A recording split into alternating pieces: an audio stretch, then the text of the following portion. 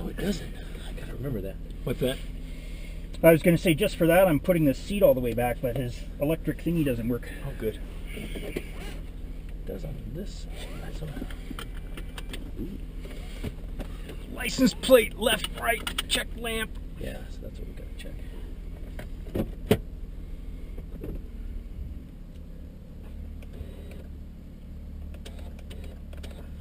I think it'll tilt. Let's see, how does that work?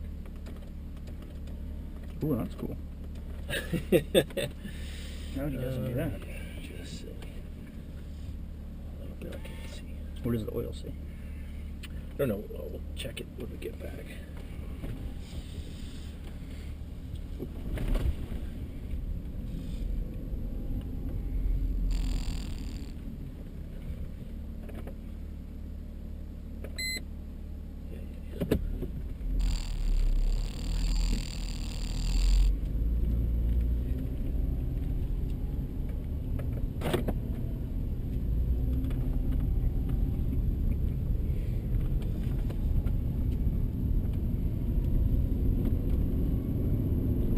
Well, the back end doesn't seem to be falling off.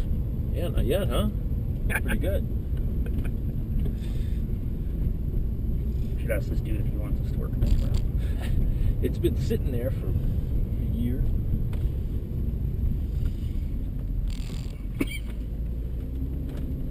I don't know about this steering wheel thing, though. This is like some big cover for somebody with big fat hands. It looks like it comes just right off. See that? Yeah.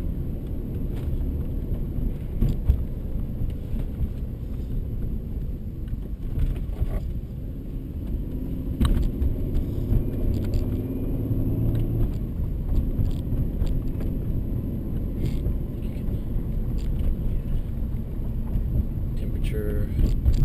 It's even got a digital speedo. If you switch it over to that. Engine oil level. It has to be still on a flat surface.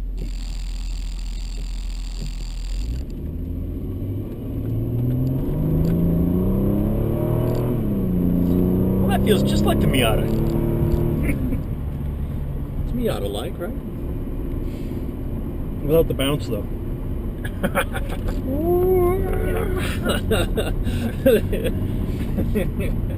Oh, that was pretty glorious there from that car. It was a good time. So none of those controls work, huh? Nope. If you switch like 1, 2, 3, anything like that? Nope. Tried that. Okay.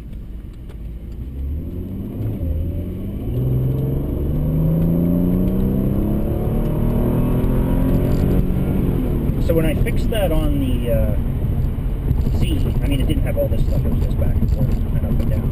But they say, 90% of the time it's just the control itself and not like the motor. So what do you mean, the control? Oh, Like the switch. the switches? The switches themselves. Like need cleaning, or? Just replacing. Like when I did for the Z, it was like maybe $80 part to get just the electronic switch and then unplug it and then re-plug it in. You have to like pop this panel off, put your switch in. So this shifts just like one and two, so I can shift down.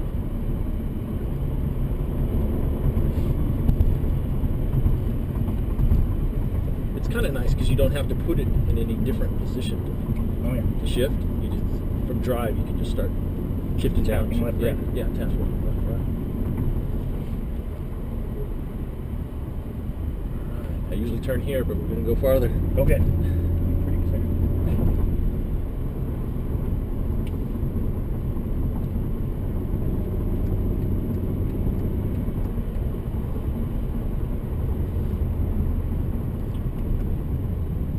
Now on mine, I can turn the traction control off with a button, but I don't see a button on this. Is that the ESP off button next to the red thing on the center of the dash? Yes, it is. Now, if I will divert your attention to the rear window.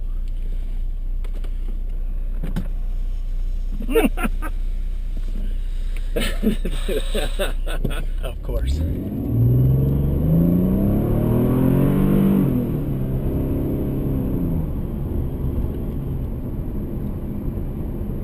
Just to in case the 70% tint isn't enough. That's right.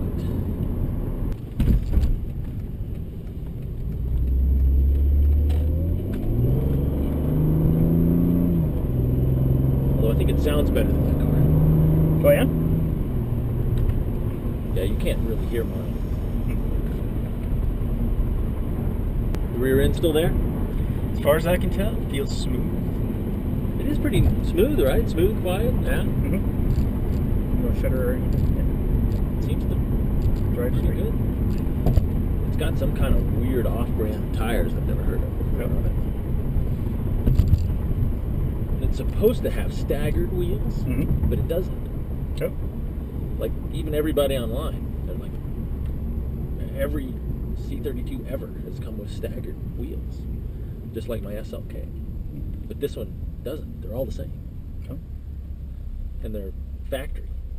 So I don't know if that was some weird option that somebody didn't want staggered wheels so they could put the same tires.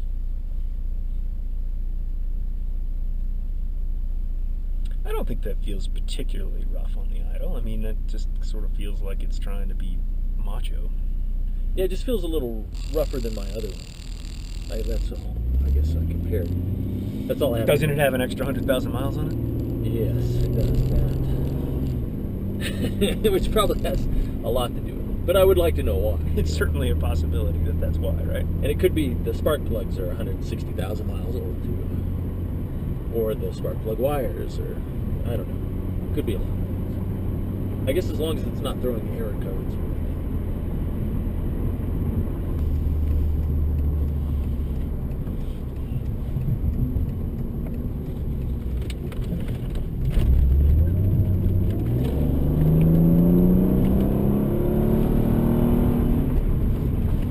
Let the brakes work.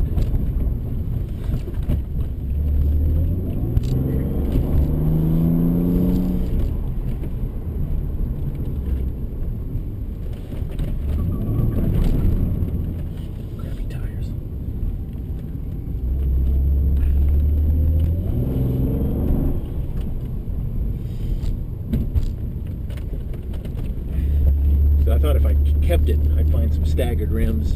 Yeah. Put on the Hancooks. Cool. But we'll have to see.